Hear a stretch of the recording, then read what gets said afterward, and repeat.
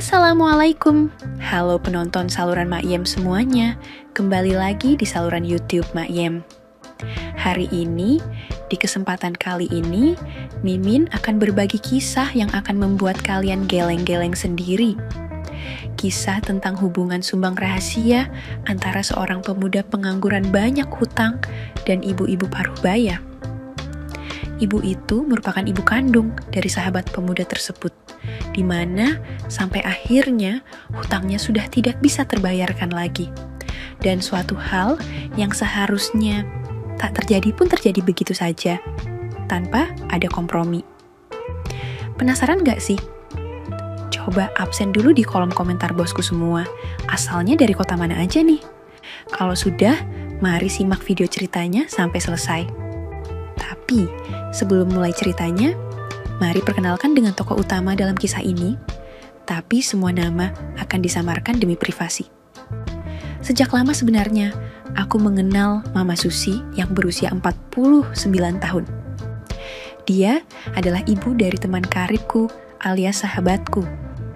Setiap kali aku bertemu dengannya, pada saat dia itu pulang kampung, terus terang saja, aku begitu mengagumi semua daya pesona yang ada padanya.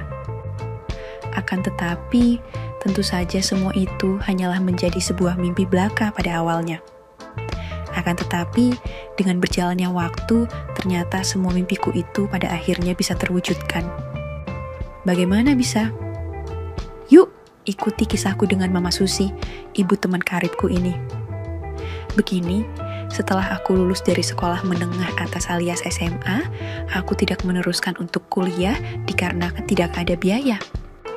Sementara itu, teman karibku, yaitu putra dari Mama Susi itu, tentu saja melanjutkan pendidikannya dengan berkuliah.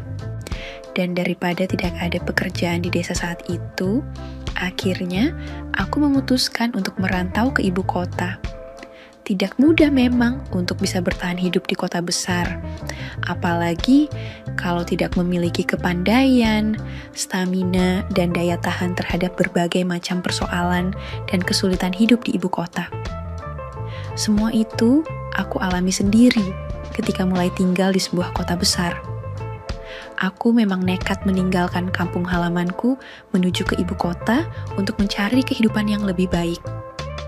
Akan tetapi, apa yang aku harapkan hingga setelah berjalan hampir 1 tahun, yaitu kehidupan yang lebih baik yang sangat aku inginkan, belum juga aku dapatkan. Untuk bisa mewujudkan keinginanku itu, selama ini, aku sebenarnya tidak pernah merasa malu untuk melakukan pekerjaan apa saja, sepanjang itu halal. Dari mulai menjadi penjaga toko, narik ojek, tukang batu, atau pekerjaan lainnya yang sesuai dengan apa yang aku bisa, semua itu aku sudah lakoni semuanya. Akan tetapi, semua usahaku itu nampaknya belum juga bisa menjanjikan masa depanku yang lebih baik. Kebetulan di kota besar aku berada saat itu, ada ibu kandung dari teman karibku yang biasa aku panggil dengan sebutan Mama Susi. Mama Susi telah lama hidup di ibu kota tersebut dan mendapatkan kehidupan yang jauh lebih mapan. Usahanya selama ini cukup berhasil, sehingga membuat taraf hidupnya sangat berkecukupan. Sehingga kalau aku sedang kesulitan masalah uang, Mama Susi yang baik hati selalu menjadi tujuanku. Dan biasanya dengan senang hati, Mama Susi selalu saja bersedia untuk menolongku yang sedang kesulitan seperti itu. Hal itu berawal dari suatu hari, aku ditelepon teman karibku, putra kandung Mama Susi. Ketika itu, dia menanyakan keadaanku selama berada di kota. Akhirnya, dengan jujur aku sampaikan kesulitan-kesulitan yang aku hadapi. Sungguh, tidak aku sangka kalau pada akhirnya teman karibku itu malahan menceritakan kesulitanku itu pada ibunya. Dan yang lebih menggagetkanku adalah ketika Mama Susi meneleponku dan menawarkan bantuan untuk mengatasi kesulitan yang aku hadapi. Awalnya, aku menolak dengan alasan kalau aku baik-baik saja. Akan tetapi, setelah Mama Susi mengatakan kalau dia sudah mendapatkan cerita dari putranya, aku pun tidak punya alasan lain selain mau menerima bantuannya.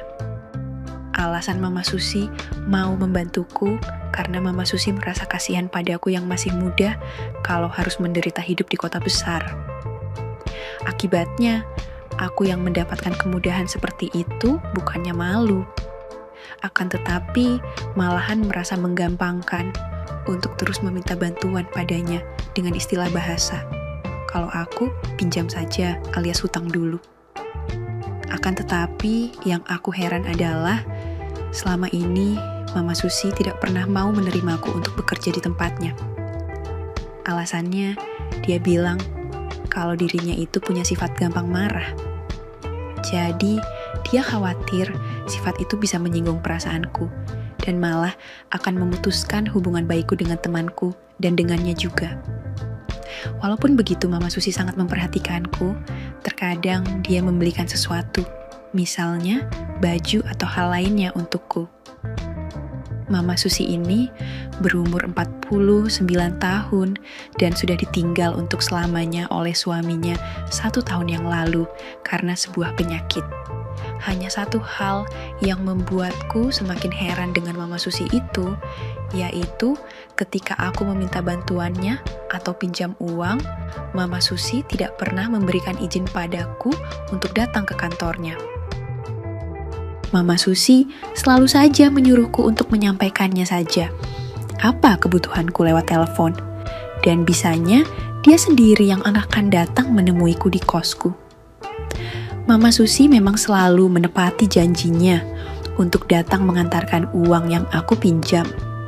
Biasanya, dia datang ke kosku untuk memberikan uang pinjamanku dan dia juga tidak lupa untuk selalu membawakan oleh-oleh untukku. Selama Mama Susi berada di kamar kosku, aku perhatikan kalau dia itu selalu tersenyum penuh misteri padaku. Beberapa kali Mama Susi datang ke kosku, akan tetapi belum pernah sekalipun dia mengatakan sesuatu yang mengarah ataupun menjurus. Hanya saja kalau sedang berbincang denganku, senyumannya begitu aneh dan penuh misteri kalau aku rasakan. Jujur saja, aku memang ada rasa kagum dan terpesona dengan Mama Susi sudah sejak lama. Akan tetapi, aku sadar kalau tidak sebanding dan tidak pantas untuk mengharapkan yang berlebih dari Mama Susi yang cantik, menarik, mempesona, dan kaya raya itu. Mama Susi memang masih mampu menarik minat banyak pria kalau menurutku, dan tentunya tidak terkecuali aku tentunya. Hehehe. Di usianya yang memasuki 49 tahun, di samping wajahnya yang memang cantik dan juga cukup terawat dengan baik.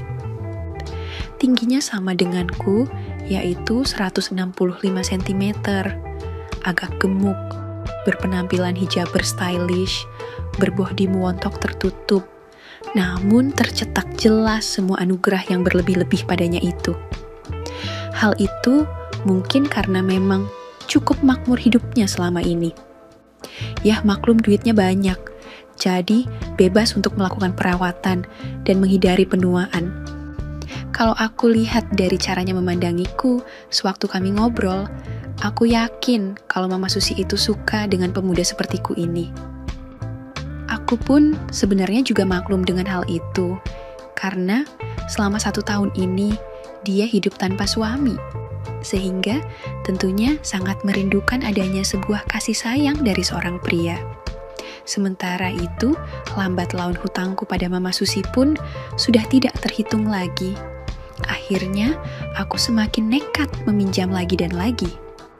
Lalu, dengan tujuan agar segera bisa melunasinya, aku pakai main slot. Namun, bukannya bisa membayar hutangku, hidupku malahan semakin terpuruk.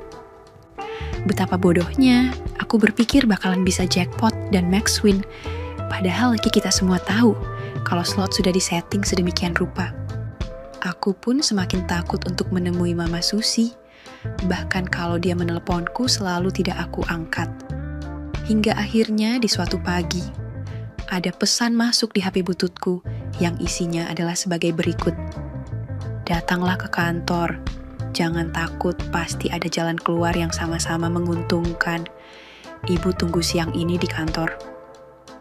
Setelah membaca pesan itu, aku jadi berpikir, Sepertinya Mama Susi benar-benar ingin membantuku yang sudah pusing 7 keliling. Aku sempat berpikir, mungkin saja Mama Susi akan menyuruhku membantu pekerjaannya di kantornya itu agar aku bisa menyicil hutang-hutangku. Akhirnya, tanpa ragu-ragu, aku pun memutuskan untuk datang ke kantornya. Sesampainya di kantornya, aku langsung diantar satpam masuk ke ruangan kerja Mama Susi. Mama menyuruhku duduk di sofa dan menyuruh satpamnya yang nampak seram itu agar tetap berdiri menunggu. Ternyata, Mama Susi mulai menampakkan wajahnya yang begitu marah.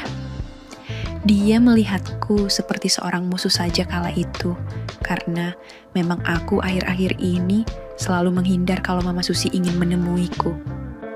Semua dikarenakan aku takut untuk menemuinya, karena tidak bisa untuk membayar hutangku itu.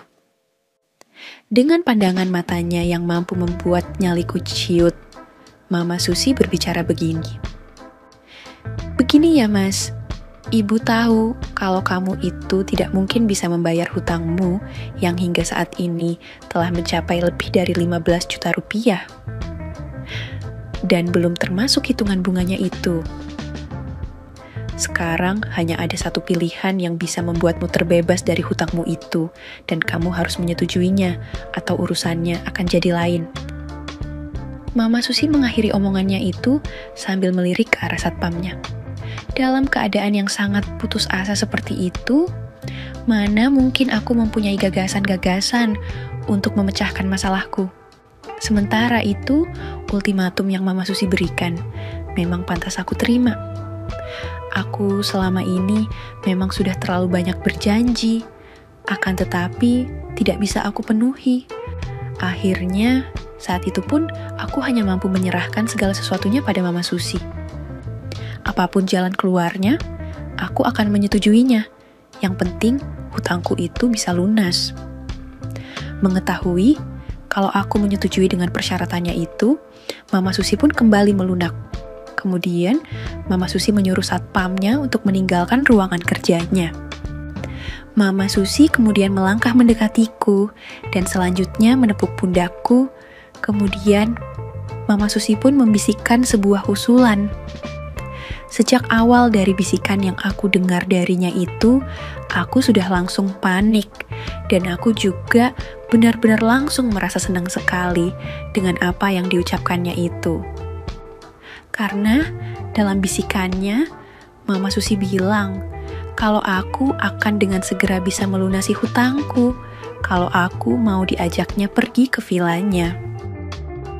Sedangkan kalau aku tidak setuju dengan tawarannya itu, aku harus melunasi hutangku dalam waktu hanya 1 kali 24 jam. Atau urusannya akan menjadi lain. Ainya melalui jalur hukum. Aku sih sebenarnya senang sekali dengan tawarannya itu. Karena sebenarnya kan aku sudah lama juga mengaguminya, memimpikannya, mengharapkannya. Hanya saja aku kan takut untuk memulainya. Akan tetapi, pada saat itu, aku masih saja berpura-pura kalau aku terpaksa mau menyetujui persyaratannya itu. Sesuai dengan rencana, keesokan paginya, Mama Susi mengirim mobil untuk menjemputku di kosku, sedangkan Mama Susi akan datang sendirian menjelang sore harinya. Rupanya, skenario Mama Susi itu sudah dirancang secara sempurna sekali. Ketika aku sudah menuju ke villa milik Mama Susi, mataku langsung berkunang-kunang karena adanya sebuah perasaan antara senang dan gamang. Karena sebentar lagi, impianku selama ini akan segera bisa aku wujudkan. Akan tetapi, aku juga merasa gamang, karena itu artinya aku harus rela menyerahkan keaslianku itu untuk obat awet muda Mama Susi, demi bisa lunasnya hutang-hutangku padanya. Berbagai pertanyaan yang ada di pikiranku campur aduk saat itu. Apakah setelah aku berada di villa Mama Susi itu, aku akan mendapatkan sebuah kesenangan, ataukah sebaliknya? Karena aku pikir, kenapa Mama Susi selama ini tidak jujur saja padaku kalau menginginkan itu dariku? Kenapa harus menunggu aku benar-benar tersangkut hutang yang banyak dulu padanya? Sebenarnya, aku sepenuhnya menyadari kalau selama ini Mama Susi itu nampak kesengsem padaku. Hal itu bisa aku lihat dari pandangan matanya selama ini pada saat berdua denganku di kosku. Akan tetapi, yang menjadi pertanyaanku adalah, kalau benar Mama Susi menginginkannya dariku, kenapa tidak langsung mengatakannya sebelum hutangku sebesar ini? Ya mungkin saja inilah seni atau sebuah sensasi yang diinginkannya. Sehingga seperti ada tantangan begitu, mungkin saja batinku. Sudahlah, biarkanlah apa yang akan terjadi terjadilah. Yang penting, setelah aku menuruti kemauan Mama Susi, aku segera benar-benar terbebas dari hutangku. Hari itu, aku cukup lama menunggu kedatangan Mama Susi di vilanya itu, hingga akhirnya Mama Susi datang lebih lambat dari janjinya. Hal itu disebabkan adanya kemacetan lalu lintas. Begitu mobilnya memasuki halaman villa, Mama Susi pun terlihat turun, dan segera saja aku pun berusaha menyambutnya dengan tersenyum. Akhirnya, hari itu aku ketahui jawaban yang pasti. Setelah aku dan Mama Susi hanya berdua saja di vilanya itu. Mama Susi ternyata selama ini memang begitu mengharapkan semua ini terjadi denganku. Tetapi dia takut kalau sampai aku menceritakan semua kelakuannya itu pada teman karibku. Karena Mama Susi tidak mau ketahuan oleh putranya akan kelakuannya yang seperti itu. Mengetahui kalau Mama Susi ternyata juga menyukaiku, akhirnya aku pun dengan jujur mengatakan padanya kalau sebenarnya aku juga begitu mengaguminya sejak lama. Akhirnya di villa itu, aku pun berusaha untuk bisa memberikan apa yang selama ini secara diam-diam diidam-idamkan oleh Mama Susi. Meskipun ini adalah pertama kalinya dalam hidupku, tanpa ragu-ragu lagi, dengan terampil aku pun memulainya yang disambut dengan sukacita oleh Mama Susi. Aku benar-benar terpesona dengan Mama Susi saat itu. Di usianya yang tidak muda lagi, itu ternyata menyimpan daya pesona yang sungguh luar biasa. Selanjutnya, aku dibimbing dan diarahkan Mama Susi ke arah tempat turu yang ada di hamar vilanya itu. Sungguh tidak aku sangka kalau ternyata Mama Susi di usianya yang sudah setua itu masih penuh dengan keinginan yang tidak pernah surut. Dengan penuh semangat, dia terus memberikan sambutan atas apa yang aku kerjakan.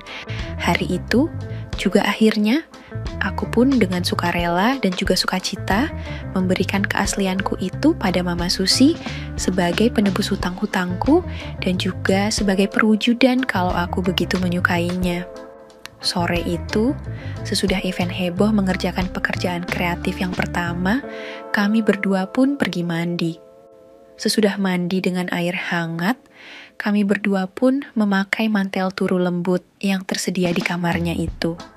Selanjutnya, Mama Susi pun mengajakku untuk makan dulu.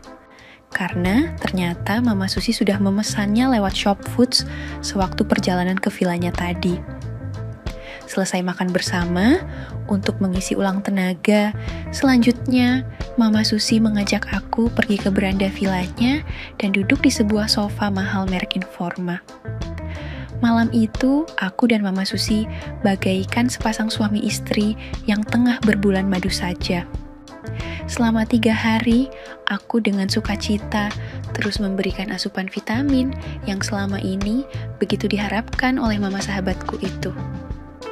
Selama 3 hari 3 malam, kami pun terus bekerja kreatif penuh semangat dan seakan lupa segalanya.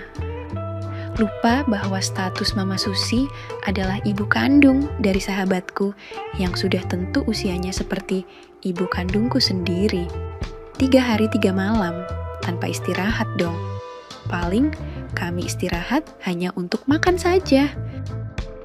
Mama Susi tidak bosan-bosannya meminta pengulangan, yang tentu saja aku pun oke-oke saja. Karena semua itu memang sudah sejak lama aku tunggu-tunggu.